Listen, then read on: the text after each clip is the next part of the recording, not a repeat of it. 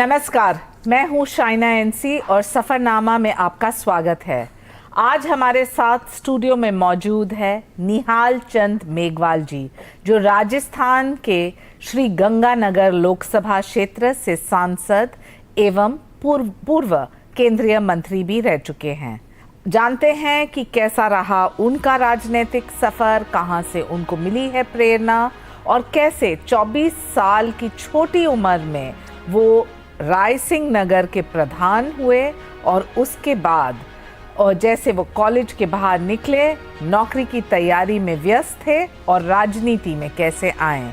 2014 में नरेंद्र मोदी जी के सरकार बनने के बाद राजस्थान में एकमात्र एक ही केंद्र मंत्री बने, जिनका नाम था निहाल चंद जी। ऐसे ही जानते हैं कि उनके सफ़र के बारे में क्या चुनौतियां थी, क्या संघर्ष करना पड़ा और राजस्थान जैसे प्रदेश जहां पानी की बड़ी समस्या है, इसको लेकर उनका क्या प्रयास रहा। हम सब जानते हैं कि राजनीतिक जीवन में समय का बड़ा अभाव होता है और कैसे मैनेज करते हैं, दिन की शुरुआत कहां से होती है, लोगों के लिए नेतृत्व के साथ साथ उनके दिल में कैसे एक बंधन बनाते हैं, जानते हैं निहाल चंद जी से। स्वागत है आपका। निहाल चंद जी, 24 साल में आप राजनीति में आ गए, ये बहुत कम उम्र है और बहुत सारे परिवार में लोग कहते हैं कि शिक्षा के बाद व्यवसाय कीजिए, व्यवसाय ना हो तो प्रोफेशन कीजिए। आप राजनीति में कैसे आए? 24 साल की उम्र में मैं राजनीति में आ गया था। मुझे राजनीति विरासत से मिली है जी। मेरे पिताश्री बेगाराम जी वो सांसद रहे हैं गंगानगर से 2 बार जी। और मेरे बड़े ब्रदर हैं वो एमएलए रहे हैं जी। तो 67 से लेके हमारा ये सफ़रनामा की शुरुआत हुई थी। सबसे पहले राजस्थान में राजाओं की पार्टी थी जी। और राजाओं की पार्टी के जो राजस्थान परिषद थी महारानी गायत्री देवी जी की जी। तब से लेके हम लोग इस राजनीति में लगे हुए हैं। मेरे पिताजी जब एमपी थे, मेरे बड़े ब्रदर जब एमएलए थे, उनके बाद उन दोनों का डेथ हो गया था और मेरे बड़े ब्रदर थे, भाई साहब थे, उनका एक्सीडेंट में डेथ हुआ था। तब 95 के अंदर मुझे राजनीति में आना पड़ा और जब मैं सेकंड ईयर में पढ़ता था और मैंने पहला चुनाव ब्लॉक समिति का यानी पंचायत समिति के प्रधान का लड़ा और मैं चुनाव जीता। चुनाव जीतने के बाद में मैं रायसिंह नगर पंचायत समिति से प्रधान बना। लेकिन भारतीय जनता पार्टी और नेतृत्व हमेशा कहती है कि परिवारवाद के खिलाफ है और डिनेस्टिक पॉलिटिक्स नहीं होना चाहिए, तो इसके ऊपर आपका क्या राय मत है? परिवारवाद ठीक है, परिवारवाद भारतीय जनता पार्टी ने परिवारवाद को नहीं अपनाया, मैं इस बात को मानता हूँ और मैं समझता हूँ कि परिवारवाद होना भी नहीं चाहिए जी। परिवार के अंदर एक बंदा कोई राजनीति करे, एक बंदा कोई चुनाव लड़े और पूरा परिवार उसका सहयोग करे, इससे बड़ा सौभाग्यशाली कोई व्यक्ति हो नहीं सकता। और वो सौभाग्यशाली व्यक्ति मैं हूँ कि पूरा परिवार मेरे साथ रह के, और जब मैं चुनाव लड़ता हूँ, चुनाव के बाद में मेरा राजनीतिक विरासत है, कौन संभालता है, पीछे से आना जाना, सुख दुख में शरीक होना, वो सब मेरे परिवार के लोग करते हैं। इसलिए मैं अपने आप को सौभाग्यशाली समझता हूँ। आपके क्षेत्र के बारे में बात करें तो श्री गंगानगर जो है, एक तरफ पंजाब है, एक तरफ हरियाणा है और तीसरे तरफ राजस्थान में पानी का बहुत एक संकट होती है।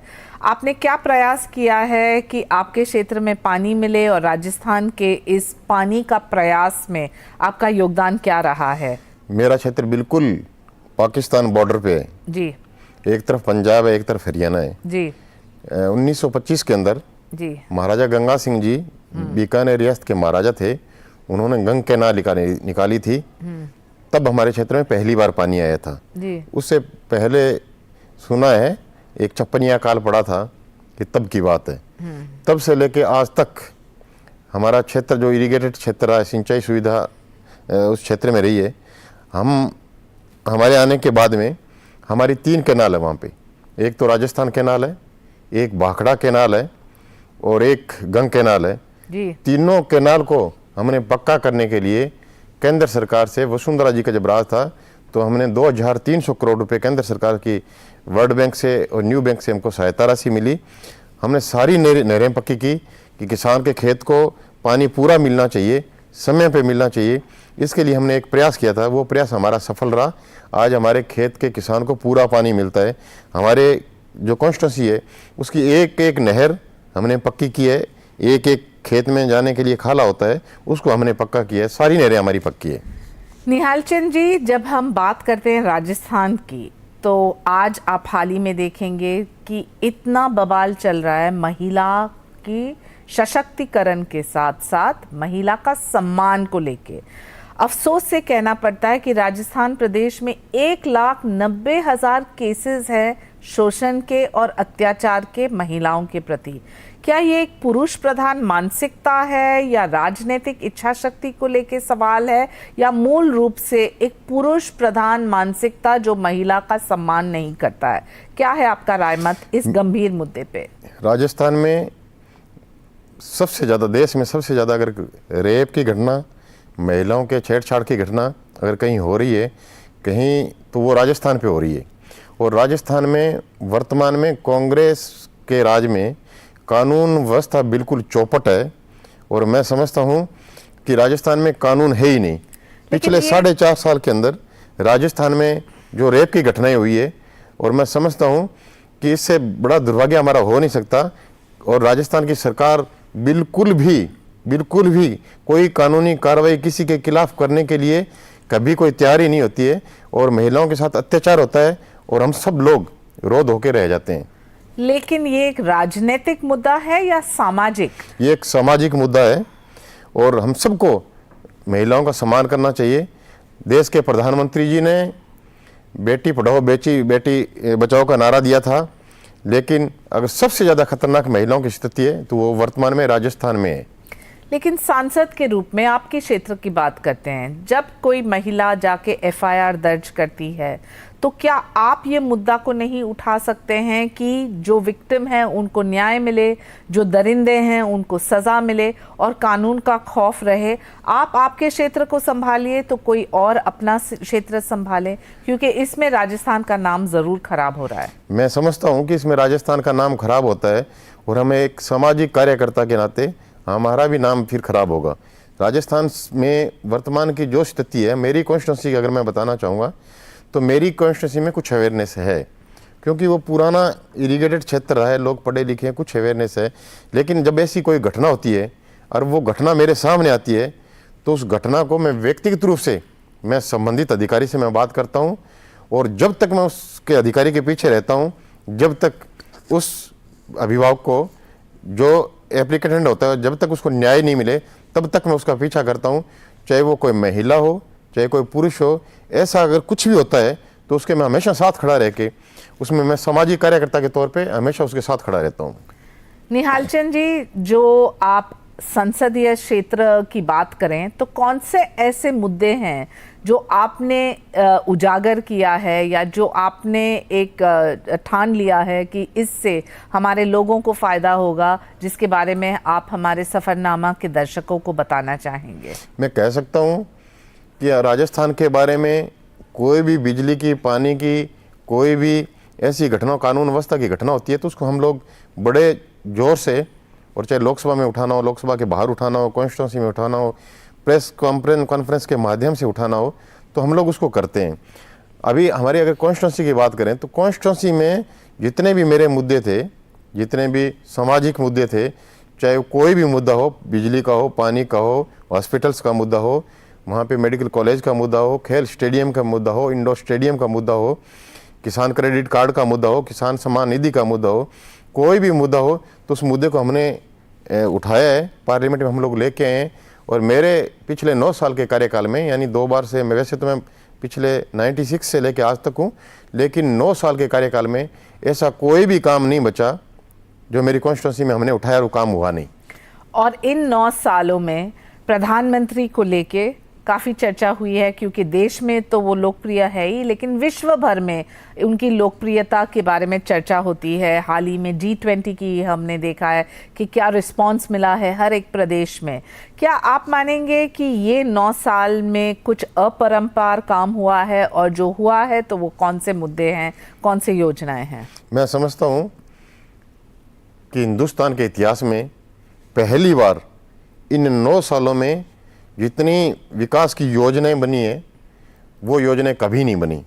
और मुझे कहते हुए कोई भी शंका नहीं है कि आज भारत आत्मनिर्भर है, वो एक देश के प्रधानमंत्री जी आदरणीय नरेंद्र भाई मोदी जी की देन है। पूरे विश्व के अंदर आज भारत का एक नाम है, वो नरेंद्र भाई मोदी जी की देन है।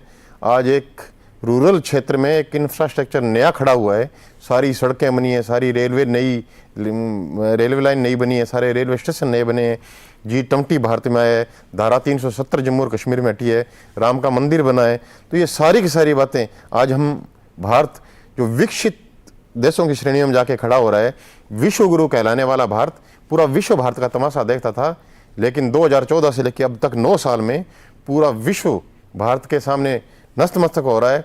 अगर इसके पीछे किसी को अगर श्रेय दिया जाए तो सिर्फ नरेंद्र भाई मोदी है। स्वाभाविक रूप से ये हम सब मानते हैं कि सबसे लोकप्रिय प्रधानमंत्री जिन्होंने भारत का नाम रोशन किया। और जब हम कहते हैं रोशन किया, सिर्फ लोगों की ज़िंदगी तक नहीं, मुझे लगता है अंतर्राष्ट्रीय स्तर पे भी जो भारत को सम्मान मिल रहा है, इसके बारे में भी हमें एक गर्व होना चाहिए भारतीय नागरिक होने के नाते। प्रधानमंत्री हमेशा कहते हैं कि वो प्रधान सेवक है। क्या आप मानते हैं कि श्री गंगानगर में आप उनके प्रधान सेवक हैं? बिल्कुल, मैं श्री गंगानगर में उनका नॉमिनेटेड प्रधान सेवक हूँ। और हम कोई भी काम कर रहे हैं, जो विकास की योजना में हम लोग भागीदारी जताते हैं, तो हम उनको देख के काम करते हैं। उनका काम करने का, प्रधानमंत्री जी का काम करने का तरीका, उनका बात करने का ढंग, और वो जिस तरीके से बिना रुके काम करते हैं, तो हम भी ये सोच रहे हैं भी हम भी बिना रुके काम करें। हम लोग 24 घंटे अपनी कॉन्स्टिट्यूंसी में लगे रहते हैं। पार्टी की तरफ से और प्रधानमंत्री जी के आह्वान पे जो भी काम होता है वो हम लोग दिन रात मेहनत करके करते हैं। जो कोई पूछे कि निहाल चंद मेघवाल जी क्या करते हैं सुबह से रात तक, तो आप हमें बताइए कि आप कैसे मैनेज करते हैं आपके क्षेत्र के काम और आपके संसदीय काम को।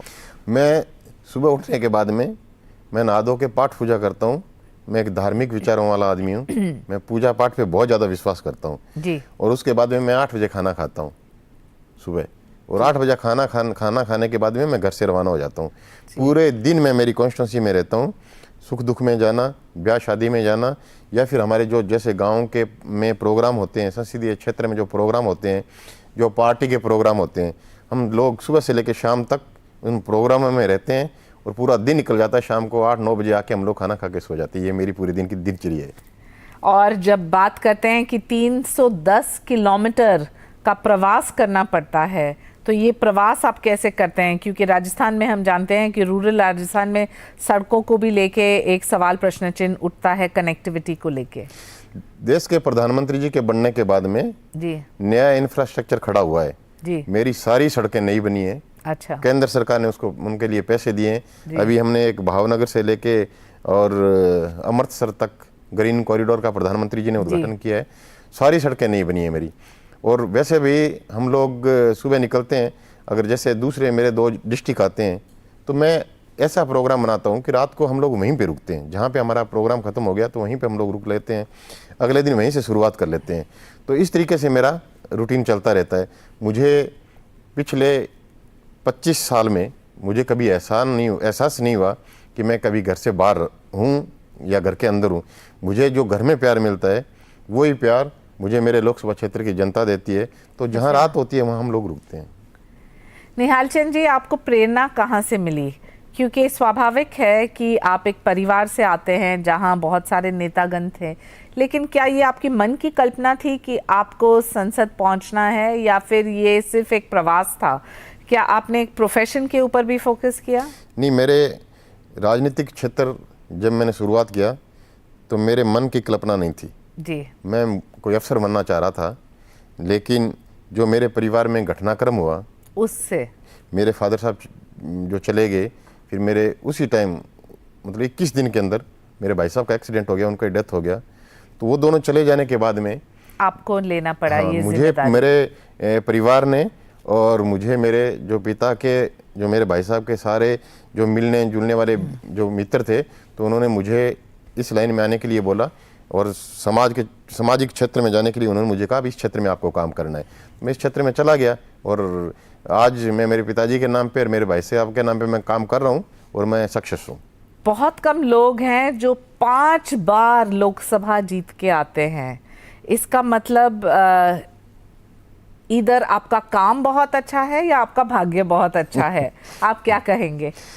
मैं भाग्य को भी जोड़ता हूँ और काम को भी जोड़ता हूँ। मेरी कॉन्स्टिट्यूंसी में जो पहले दिन से मैं किसान परिवार से आता हूँ जी, और मैं समझता हूँ कि मैं गांव के अंतिम छोर पे बैठा हूँ और इस देश के भी अंतिम छोर पे मैं बैठा हूँ, जो पाकिस्तान बॉर्डर पे मेरा गांव है। जी जी जी जी। और मैं समझता हूँ तो बहुत सावधान भी रहना पड़ता है। बहुत सावधान भी रहना पड़ता है। और वहाँ पे जितनी भी समस्याएं हैं जी, जितनी भी बात तक मुझे समस्याएं जो किसान की है, जी। जो गांव के लोगों की है, जो ग्रामीण क्षेत्र की है, उस पृष्ठभूमि को मैं देखता हुआ मैं चलता हूँ हमेशा ही। तो वहाँ पे जितनी भी समस्याएं थी, एक एक समस्या को मैंने समाधान करने के लिए मैं हमेशा तत्पर रहा। और मैंने कभी ऐसी मतलब मेरी बहुत बड़ी जिज्ञासा भी नहीं रही और कोई भी काम के प्रति मैंने कभी लापरवाही नहीं की जी। जो मुझे काम करना है वो करना है, चाहे उसमें मुझे कितना ही टाइम लगे, कितना भी वक्त लगे, कितना भी चलना पड़े। तो मुझे कभी भी मैंने किसी भी काम के लिए मैंने लापरवाही नहीं बरती। तो मैंने जो घोषणा की थी पहले दिन से लेके बाद तक, मेरी हर एक घोषणा को मैंने पूरा किया है। निहाल चंद जी, आपके क्षेत्र की इतिहास के बारे में बताएं, क्योंकि राजस्थान को लेके हर एक गली नुक्कड़ में इतिहास है। आपके श्री गंगानगर के इतिहास के बारे में बताएं। मेरा श्री गंगानगर का इतिहास में मैंने जैसे पहले बताया था, पहले पूरा का पूरा ये जो क्षेत्र था ये रेतीला क्षेत्र था। राजस्थान में ज़्यादा दोहरे टिल्ले ये डेजर्ट था सारा का सारा। उसके बाद में छप्पनिया अकाल पड़ा। छप्पनिया अकाल पड़ने के बाद में हमारी जो गंगानगर जिला था वो बीकानेर रियासत में था। तो महाराजा गंगा सिंह जी थे वहाँ पे, वहाँ के राजा थे। तो छप्पनिया अकाल पड़ने के बाद उन्होंने पंजाब से पानी लेने की स्कीम बनाई। उस टाइम में 1925 में श्री गंगानगर में पहली बार राजस्थान में एक पानी आया, वो सतलुज से पानी लेके आए वो लोग। उसके बाद में भाखड़ा कैनाल आया, उसके बाद में राजस्थान कैनाल आया। और अब वर्तमान में मेरा पूरा का पूरा क्षेत्र इरिगेटेड क्षेत्र है, पूरा का पूरा सिंचित क्षेत्र है। और मैं समझता हूँ कि आज हमारे किसान का जो धान का कटोरा भी हम श्री गंगानगर को कह सकते हैं। और आज वहाँ के किसान इतना धान पैदा करते हैं कि पूरा राजस्थान को एक गंगानगर ही काफ़ी है, इतना धान वो पैदा करते हैं।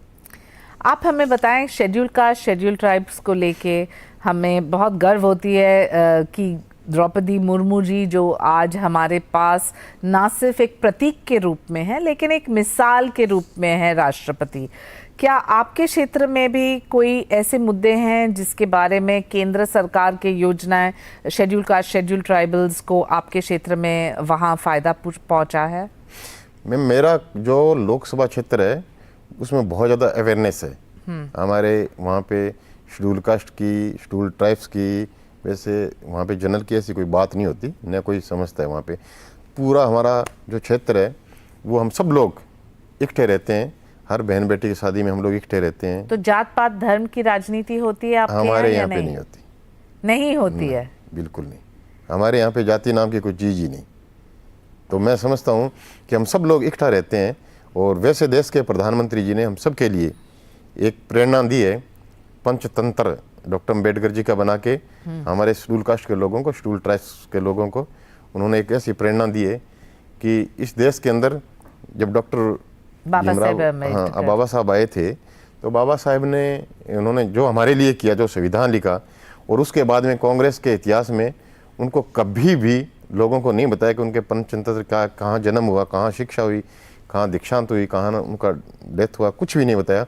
लेकिन देश के प्रधानमंत्री जी ने पांचों जगह पे करीबन 500 करोड़ रुपए लगा के हमको एक मिसाल खड़ी करके दी उन्होंने कि ये हम सब के लिए आदरणीय है और शेड्यूल कास्ट के लिए ये सबसे बड़ा प्रेरणा का कोई केंद्र है तो ये है।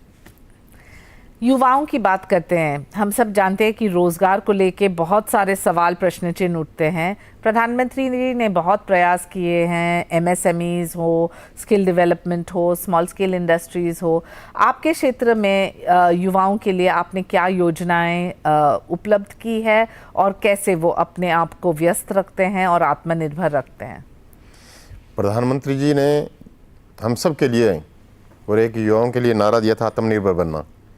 तो मेरे क्षेत्र में मुद्रा योजना एक ऐसी योजना है जिसका लाभ सबसे ज़्यादा हमको मिला है। मुद्रा योजना ज़्यादातर महिलाओं को भी फायदेमंद पहुंचाया है। महिलाओं को भी, नौजवानों को, वो बच्ची हो या पुरुष हो, सबको उसका बहुत बड़ा हमको एक लाभ मिला है। महिला इस मुद्रा योजना में हमारे हर एक बेरोजगार को रोजगार देने का हमने काम किया है और उसके प्रति हम लोग इतने अवेयरनेस है।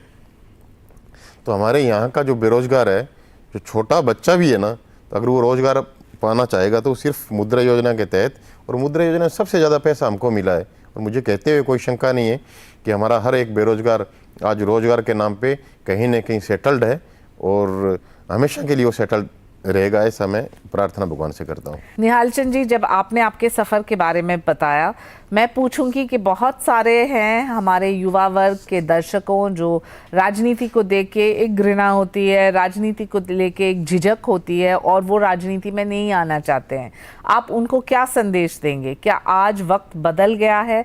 5 बार आप जीत के आए हैं तो आपका अनुभव भी रहा होगा, और आपका संदेश क्या है उन लोगों को जो राजनीति से झिझक रहे हैं? इसमें मैं अपने आप को प्रधानमंत्री जी की कुछ योजनाओं में मैं अपने आप को शामिल करूंगा। प्रधानमंत्री जी का आह्वान है कि सबको आत्मनिर्भर बनना है।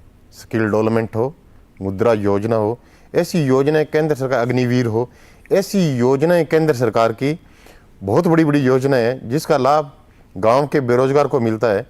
और प्रधानमंत्री जी आह्वान के साथ में मैं अपने आप को शामिल करके मैं भी नौजवानों के साथ में नौजवानों को आह्वान करूंगा कि ये केंद्र सरकार की जितनी भी योजनाएं हैं उनका लाभ अगर हम उठाएंगे तो मैं समझता हूँ इस देश का कोई भी नौजवान बेरोजगार नहीं रहेगा। पूरे विश्व के अंदर सबसे ज़्यादा युवा है तो आज भारत में है, और हम भारत के सभी युवाओं को रोजगार देने का काम केंद्र की सरकार कर रही है।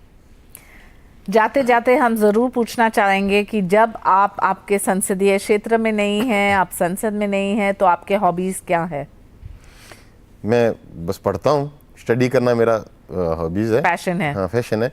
एक मैं पानी पे यानी वाटर पे मैं बहुत काम कर रहा हूँ, पानी पे काम करता हूँ। जल शक्ति मिशन के साथ भी? हाँ, जल शक्ति मिशन के साथ में भी, और जो हमारी स्टैंडिंग कमेटी है उसका मैं मेंबर भी हूँ। और पूरे हिंदुस्तान में पानी की मात्रा किस तरीके से बढ़ाई जाए इस पर मैं काम करता हूँ। पूरे हिंदुस्तान में पानी की मात्रा में कितना कहाँ पे ऑक्सीजन है, कितना कहाँ पे पानी खराब हो रहा है या कम हो रहा है, मेरे को एक एक बात की मैं जानकारी रखता हूँ। तो मैं पानी पे बहुत ज़्यादा मैं काम करता हूँ जी। और जाते जाते निहाल चंद जी, क्या कोई कहावत है, मुहावरा या कोई एग्जाम्पल जो आपके ज़िंदगी में आपको प्रेरणा देती है, जो आप हमारे दर्शकों को बताना चाहेंगे? मैं सभी दर्शकों को ये बताना चाहूँगा, आपके माध्यम से कहना चाहूँगा कि हम लोग हिंदुस्तान में रह के हिंदुस्तान की पुरानी संस्कृति को हमें हमेशा याद रखनी चाहिए। हम लोग एक जॉइंट फैमिली में रहें। जॉइंट फैमिली का एक बहुत बड़ा बेनिफिट मिलता है। मैं भी जॉइंट फैमिली में रहता हूँ, और जॉइंट फैमिली में जब हम रहेंगे और हम अपनी गाय की पूजा करेंगे तो उस परिवार में कभी कोई भी प्रॉब्लम नहीं आएगी। ये मैं बड़े विश्वास के साथ में कह सकता हूँ। तो संस्कृति में विश्वास करते हैं, धर्म का पालन करते हैं और समाज का सेवा करते हैं। बिल्कुल। बहुत बहुत अच्छा लगा आपसे मिलके, आपसे बातचीत करने में। और निहाल चंद जी, आपसे यही उम्मीद है कि अगली बार जब आप आएँ तो आप बोले कि आप 6 बार लोकसभा के इलेक्शंस जीत के आए हैं इस गोल चक्कर में, जो प्रजातंत्र लोकतंत्र का एक मंदिर है। धन्यवाद। थैंक यू मैम, धन्यवाद। तो ये थे निहाल चंद जी मेघवाल, जो श्री गंगानगर से जीत के आए हैं। 1 बार नहीं, 2 बार नहीं, 3 बार नहीं, 4 बार नहीं, 5 बार वो आए राजनीति में 24 साल के उम्र में, और उन्होंने देश के युवाओं, किसानों और दूरदर्शन के दर्शकों को प्रेरणा दी है। अगले हफ्ते फिर मिलेंगे एक और सांसद से, जानेंगे उनकी कहानी के बारे में, जानेंगे कि वो कैसे हुए सक्रिय राजनीति में, और जानेंगे कि वो हमारे प्रजातंत्र लोकतंत्र के लिए क्या करना चाहते हैं। आप मुझे आज्ञा दीजिए। मैं हूँ शाइना एनसी, दूरदर्शन के लिए।